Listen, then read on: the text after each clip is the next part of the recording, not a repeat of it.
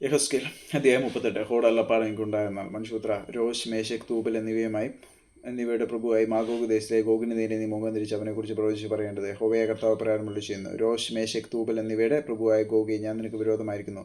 ഞാൻ നിന്നെ വഴിയരിച്ച് നിന്റെ താടിയലിൽ ചൂണ്ടൽ കൊളുത്തി നിന്നെയും നിന്റെ സകല സൈന്യത്തെയും കുതിരകളെയും ഒട്ടിഴിയാതെ സർവായുധം ധരിച്ച കുതിരച്ചേവകരെയും ഒട്ടിഴിയാതെ വാളും പലകയും എടുത്ത ഒരു മഹാസമൂഹത്തെയും അവരോടുകൂടെ ഒട്ടഴിയാതെ പരിചയം തലക്കോരുകയും ധരിച്ച പാർസികൾ, കൂശ്യർ, പൂത്യർ, ഗോമരും അവൻ്റെ എല്ലാ പടക്കൂട്ടങ്ങളും, വടക്കേറ്റത്തുള്ള തോഗർമാഗ്രഹവും അതിൻ്റെ എല്ലാ പടക്കൂട്ടങ്ങളും എന്നിങ്ങനെ പല ജാതികളെ നിന്നോടുകൂടെ പുറപ്പെടുമാറാക്കും. ഒരുങ്ങിക്കൊള്ളുക, നീ നിന്റെ അടുക്കൽ കൂട്ടിരിക്കുന്ന നിന്റെ സമൂഹമൊക്കെയും ഒരുങ്ങിക്കൊള്ളുകയും നീ അവർക്ക് മേധാവിയായിരിക്കുക. ഏറിയ നാൾ കഴിഞ്ഞിട്ട് നീ സന്ദർശിക്കപ്പെടും. വാളിനൊഴിഞ്ഞു പോകുന്നതും പല ജാതികളിൽ നിന്ന് ശേഖരിക്കപ്പെട്ടതുമായ ഒരു രാജ്യത്തിലേക്ക് നീ ഒടുക്കം വന്നു ചേരും. നിരന്തര ശൂന്യമായി കിടന്നിരുന്ന ഇസ്രായേൽ പർവ്വതങ്ങളിൽ തന്നെ.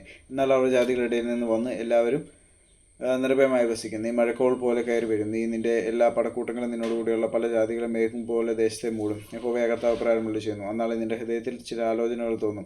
നീ ഒരു ദുരുപായം നിരൂപിക്കും. അതിലില്ലാത്ത ഗ്രാമങ്ങളുള്ള ദേശത്ത് ഞാൻ ചെല്ലും. കൊള്ളയിടേണ്ടതിനും കവർച്ച ചെയ്യേണ്ടതിനും ശൂന്യമായി കിടന്നിട്ട് വീണ്ടും നിവാസികളുള്ള സ്ഥലങ്ങൾക്ക് നേരെയും ജാതികളുടെ ഇടയിൽ നിന്ന് ശേഖരിക്കപ്പെട്ടിട്ടും കന്നുകാലികളെയും ധനത്തെ സമ്പാദിച്ചും ഭൂമിയുടെ മധ്യ വസിച്ചിരിക്കുന്ന ഒരു ജനത്തിന് നേരെയും കൈ നീട്ടേണ്ടതിനും ഒട്ടൊഴിയാതെ മതിലും ഓടാമ്പലും കതകും കൂടാതെ നിർഭയം വസിച്ച് സ്വൈര്യമായിരിക്കുന്നവരുടെ നേരെ ഞാൻ ചെല്ലുമെന്ന് നീ പറയും. ശെബയും ദെദാനും തർശീഷ് വർത്തകന്മാരും അതിലെ സകല ബാലസിംഹങ്ങളും നിന്നോട് നീ കൊള്ളയിടുവാനോ വന്നത് കവർച്ച ചെയ്യുവാനും വെള്ളിയും പൊന്നും എടുത്ത് കൊണ്ടുപോകുവാനും കന്നുകാലികളെയും സമൂഹത്തെയും ധനത്തെയും അപഹരിപ്പാനും ഏറ്റവും വലിയ കൊള്ള നടത്തുവാനാകുന്നു നീ നിന്റെ സമൂഹത്തെ കൂട്ടിയിരിക്കുന്നതെന്ന് പറയും. ആകയാൽ മനുഷ്യപുത്രാ, നീ പ്രവചിച്ച് ഗോഗിനോട് പറയേണ്ടത് യഹോവയായ കർത്താവ് പ്രകാരം അരുളിച്ചെയ്യുന്നു. എൻ്റെ ജനമായ ഇസ്രായേൽ നിർഭയമായി വസിക്കുന്ന അന്നാളിൽ നീ അത് അറിയുകയില്ലയോ? നീ നിന്നോടുകൂടെ പല ജാതികളും ഒട്ടിഴിയാതെ കുതിരപ്പുറത്ത് കയറി ഒരു മഹാസമൂഹവും മഹാസൈന്യവുമായി നിന്റെ ദിക്കിൽ നിന്ന് വടക്കേ അറ്റത്ത് നിന്ന് തന്നെ വരും. ദേശത്തെ മറക്കേണ്ടതിനുള്ള ഒരു മേഘം പോലെ നീ എൻ്റെ ജനമായ ഇസ്രായേലിൻ്റെ നേരെ വരും. ഗോഗേ, അന്ത്യകാലത്ത് ജാതികൾ കാണുക ഞാൻ എന്നെ തന്നെ നിങ്ങൾ വിശദീകരിക്കുമ്പോൾ അവർ എന്നെ അറിയേണ്ടതിന് ഞാൻ നിന്നെ എൻ്റെ ദേശത്തിന് നേരെ വരുത്തും. യഹോവയായ കർത്താവ് പ്രകാരമുള്ള ചെയ്യുന്നു. ഞാൻ നിന്നെ ഇസ്രായേലിന് വിരോധമായി വരുത്തും എന്ന് പണ്ടത്തെ കാലത്ത് അനേക സംവത്സരങ്ങളായി പ്രവചിച്ചു പോകുന്ന അവർ പ്രവാചകന്മാരായ എൻ്റെ ദാസന്മാർ മുഖാന്തരം ഞാൻ അന്ന് അരുളി ചെയ്തത് നിന്നെക്കുറിച്ചല്ലയോ? ഇസ്രായേൽ ദേശത്തിന് വിരോധമായി ഗോഗ് വരുന്ന അന്നാളിൽ എൻ്റെ ക്രോധം എൻ്റെ മൂക്കിൽ ഉജ്ജ്വലിക്കുമെന്ന് യഹോവയായ കർത്താവിൻ്റെ അരുളപ്പാട്.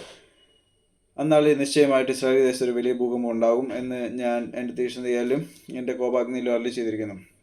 അങ്ങനെ സമുദ്രത്തിലെ മത്സ്യവും ആകാശത്തിലെ പറവയും കാട്ടിലെ മൃഗവും നിലത്തെഴിയുന്ന ഇഴജാതിയൊക്കെയും ഭൂതലത്തിലെ സകല മനുഷ്യരും എൻ്റെ സന്ധിയിൽ വിറയ്ക്കും. മലകൾ ഇടിഞ്ഞു പോകും, കടന്തൂക്കങ്ങൾ വീണു പോകും, എല്ലാ മതിലും നിലംപരിച്ചാകും. ഞാൻ എൻ്റെ സകല പർവ്വതങ്ങളോടും അവൻ്റെ നേരെ വാളെടുപ്പാൻ കൽപ്പിക്കുമെന്ന് യഹോവയായ കർത്താവിൻ്റെ അരുളപ്പാട്. ഓരോരുത്തൻ്റെ വാൾ അവനവൻ്റെ സഹോദരന് വിരോധമായിരിക്കും. ഞാൻ മഹാമാരി കൊണ്ട് രക്തം കൊണ്ട് അവനെ ന്യായം വിധിക്കും. ഞാൻ അവൻ്റെ മേലും അവൻ്റെ പടക്കൂട്ടങ്ങളുടെ മേലും അവനോട് കൂടിയുള്ള പല ജാതികളുടെ മേലും പെരുമഴയും വലിയ ആലിപ്പഴവും തീയും ഗന്ധവും വർഷിപ്പിക്കും. ഇങ്ങനെ ഞാൻ എന്നെ തന്നെ മഹത്വീകരിക്കുകയും എന്നെ തന്നെ വിശദീകരിക്കുകയും പല ജാതികളും കാഴ്ച എന്നെ തന്നെ വെളിപ്പെടുത്തുകയും ഞാൻ യഹോവ എന്ന് അവർ അറിയുകയും ചെയ്യും.